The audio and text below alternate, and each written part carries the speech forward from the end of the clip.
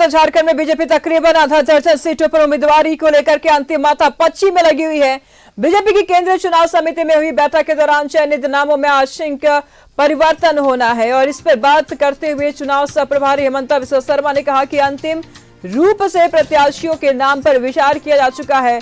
आज ये कल तक पहले चरण के लिए उम्मीदवारों की सूची जारी हो सकती है। बताया जा रहा है कि रांची सीट से वर्तमान में हटिया विधायक नवीन जायसवाल चुनाव लड़ेंगे। हटिया सीट से अजय नाथ शाहदेव, बाघमारा से ढुल्लू महतो के बड़े भाई शत्रुघ्न महतो उम्मीदवार हो सकते हैं। वही सिंदरी से अपर्णा सेन गुप्ता, देवघर से नारायण दास, मधुपुर से गंगाराम, झरिया से राखनी सिंह, धनबाद से राज सिन्हा, जामताड़ा से सीता सोरेन का नाम हो सकता है।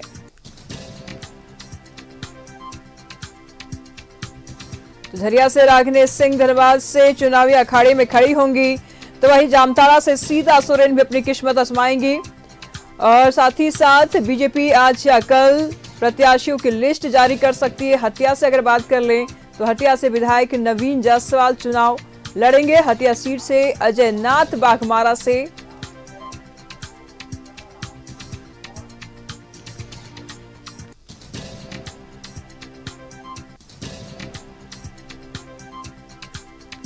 तो बीजेपी जल्द ही उम्मीदवारों की लिस्ट जारी कर सकती है। बताया जा रहा है कि रांची सीट से वर्तमान में हटिया विधायक नवीन जायसवाल चुनाव लड़ेंगे।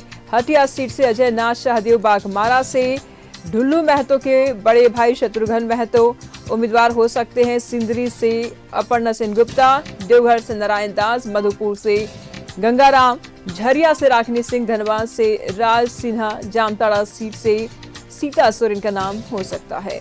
तो बीजेपी आज या कल में प्रत्याशियों की लिस्ट जारी करेगी।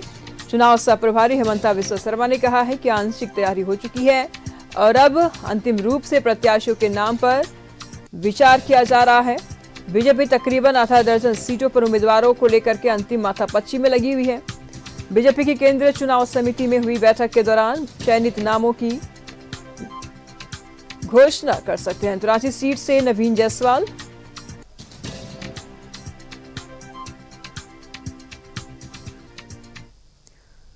तमाम जानकारी के लिए न्यूज रूम से इस वक्त हमारे साथ अजय जुड़ चुके हैं। अजय, प्रत्याशियों के नाम को लेकर के बीजेपी अभी भी माथापच्ची में लगी हुई है, अभी भी कंफ्यूज नजर आ रही है।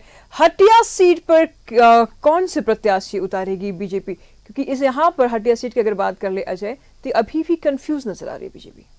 बिल्कुल निशु, देखिए अभी यदि आप कभी हाईवे से गुजरेंगी तो आपको एक बोर्ड पर नजर पड़ेगा कि देर मत करें, देरी से असंतोष बढ़ता है। पॉलिटिकल पार्टियों की गाड़ी अभी हाईवे पर लगी हुई है।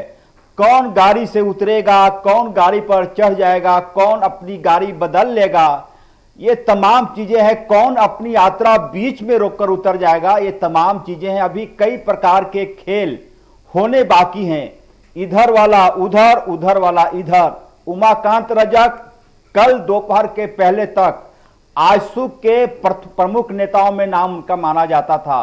कहा जाता था कि सुदेश महतो के वे दाहिने हाथ हैं, लेकिन अब सबसे बड़े लीडर उनके लिए मुख्यमंत्री हेमंत सोरेन है। केदार हाजरा का भी वही हाल है। पट्टा 24 आवर्स, मुझे लगता है कि वो जब सोते थे तब भी उनके गले में भारतीय जनता पार्टी का पट्टा हुआ करता था। कल उनकी नीयत बदल गई, वो झारखंड मुक्ति मोर्चा में शामिल हो गए। अब झारखंड मुक्ति मोर्चा के वो बड़े नेता कहे जाएंगे। तो ये तमाम दल बदल का खेल अभी चलेगा। जिस सवाल का आपने जिक्र किया, हटिया विधानसभा, ना सिर्फ हटिया बल्कि कई ऐसी सीटें हैं जहां पर उम्मीदवारों के नाम हो सकता है अदला बदली हो। कल भारतीय जनता पार्टी के कार्यालय में प्रेस कॉन्फ्रेंस के दौरान असम के मुख्यमंत्री, हालांकि वो जब राज्य में आते हैं तो भाजपा के वरिष्ठ नेता के तौर पर आते हैं, तो भाजपा के वरिष्ठ नेता हेमंता बिस्वा शर्मा ने कहा कि अभी एक गारंटेड नहीं है। कई सीटें इधर वाले उधर, उधर वाला इधर आ सकता है। हटिया को लेकर जो बहुत सबसे ज्यादा चर्चा है, हालांकि एक जो अहम सवाल यह है कि कांग्रेस के पास, जो सूत्रों से खबर है, कांग्रेस की जो संभावित प्रत्याशियों की सूची है उसमें हटिया से अजय नाथ शाहदेव का नाम शामिल नहीं किया गया है। तो इसका मतलब यह हुआ कि यदि अजय नाथ शाहदेव के पास अब विकल्प है नहीं, या फिर यह मानकर चलिए कि अजय नाथ शाहदेव ने पूरी गारंटी के साथ भारतीय जनता पार्टी में शामिल होने का फैसला ले लिया है, शीर्ष नेताओं से उनकी बातचीत हुई होगी और तभी यह माना जा रहा है कि हटिया का सीट अजय नाथ शाहदेव के पास होगा।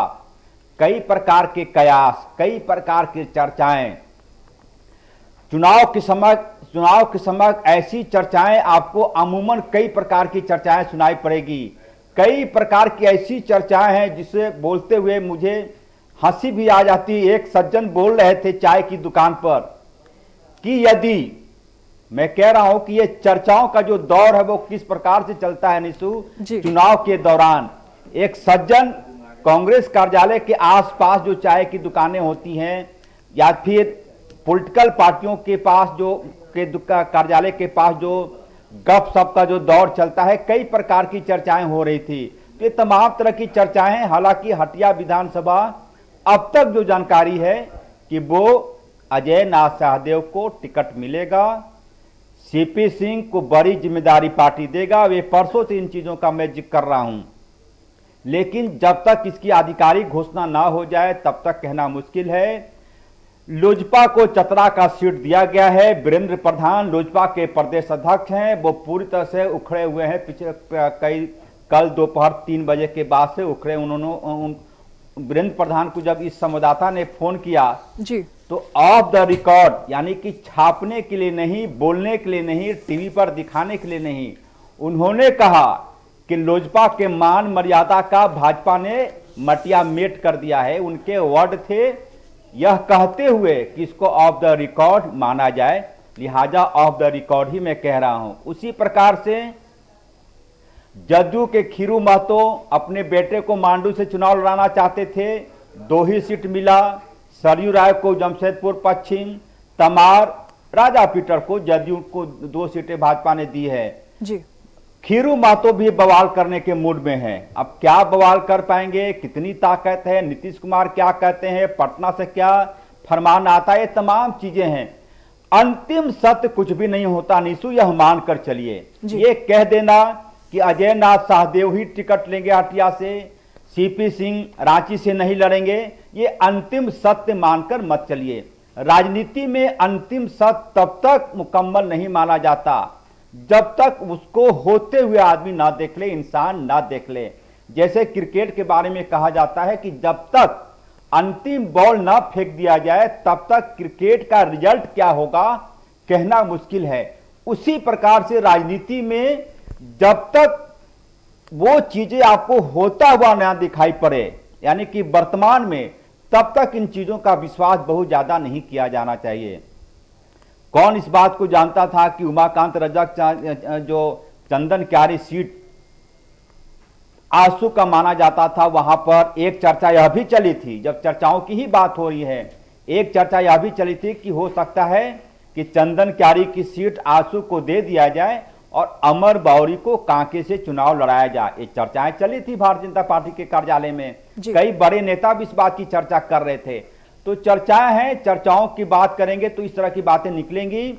लेकिन जैसा कि मैंने कहा कि 1-2 दिनों के भीतर, चूंकि प्रथम जो 43 सीटें हैं उसकी अधिसूचना कल चुनाव आयोग ने जारी कर दी है।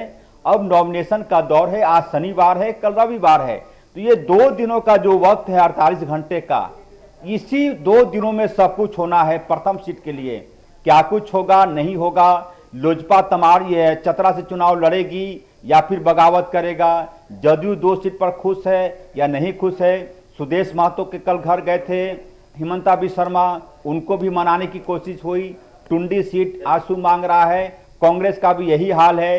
भारतीय कांग्रेस को 28 सीटें देने की बात हो रही है, कांग्रेस कह रही कि नहीं 29 सीट दीजिए। मांडू का सीट फंस गया, मांडू में झारखंड मुक्ति मोर्चा का वो सीट है, वहां से जयप्रकाश भाई पटेल चुनाव लड़ते रहे हैं।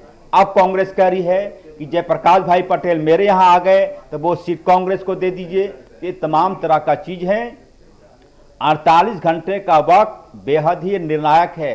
आज शनिवार है, आज राहुल गांधी रांची आ रहे हैं, तेजस्वी यादव शुक्रवार की रात रांची पहुंच गए हैं। ये तमाम लोग आज बैठक करेंगे, बातचीत होगी।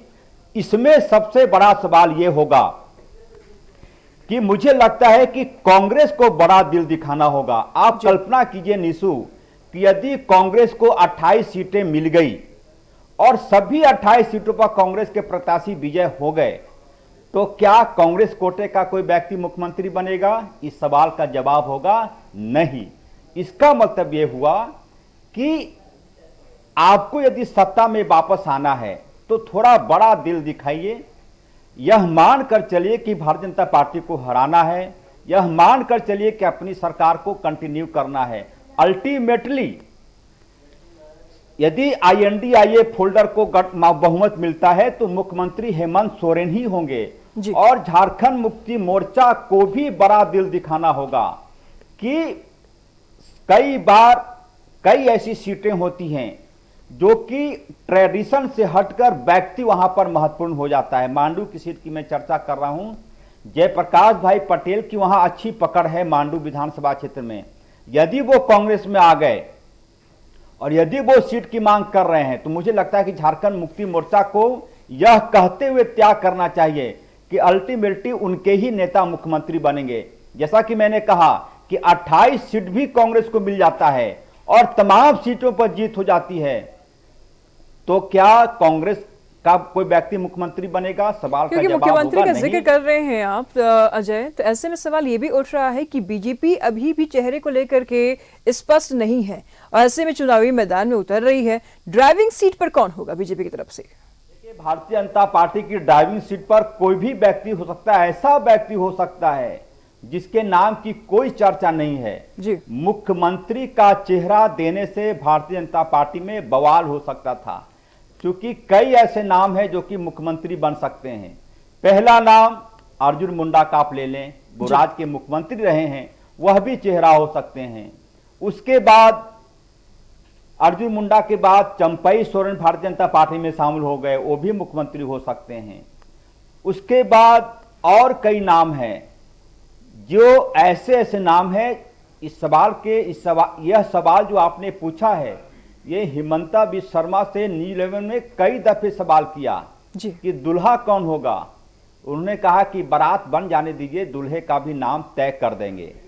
तो दुल्हा हो सकता है कि चुनाव के बाद जब भारतीय जनता पार्टी विधायक दल का नेता के जब चुनाव होंगे तो कोई ऐसा नाम क्लिक हो जाएगा जिसके बारे में चर्चा ही नहीं है। और भारतीय जनता पार्टी ऐसी राजनीति करती रही है जी। आपको मध्य प्रदेश का मैं उदाहरण दे रहा हूं। मध्य प्रदेश में शिवराज सिंह चौहान के नेतृत्व में चुनाव लड़ा गया जी। कहा गया, इसमें कहा जा रहा था कि 100% शिवराज सिंह चौहान ही मध्य प्रदेश के मुख्यमंत्री होंगे, लेकिन जब चुनाव हुए, सब कुछ हुआ, तो एक ऐसा नाम सामने आ गया जिसकी कहीं दूर तक चर्चा नहीं। बिल्कुल ऐसे इन्हीं खूबियों की वजह से बीजेपी जानी भी जाती है। मध्य प्रदेश ही क्यों, हम छत्तीसगढ़ को भी देख लेते, राजस्थान को भी देख लेते, तमाम ऐसी जगह है जहां पर उन प्रत्याशियों को मुख्यमंत्री बनाया गया जिनको पहले से बहुत कम लोग जानते थे, जिनके लिए उम्मीद तो बिल्कुल नहीं थी। फिलहाल बहुत बहुत शुक्रिया आज आपका इन तमाम जानकारियों के लिए। तो विधानसभा चुनाव को लेकर के एनडीए में अब सीट बंटवारे को लेकर के अभी भी पेच फंसा हुआ है। उम्मीदवारों की अगर बात कर लिया जाए तो कई सारी सीटें ऐसी है जिसमें अभी भी बीजेपी स्पष्ट नजर नहीं आ रही है।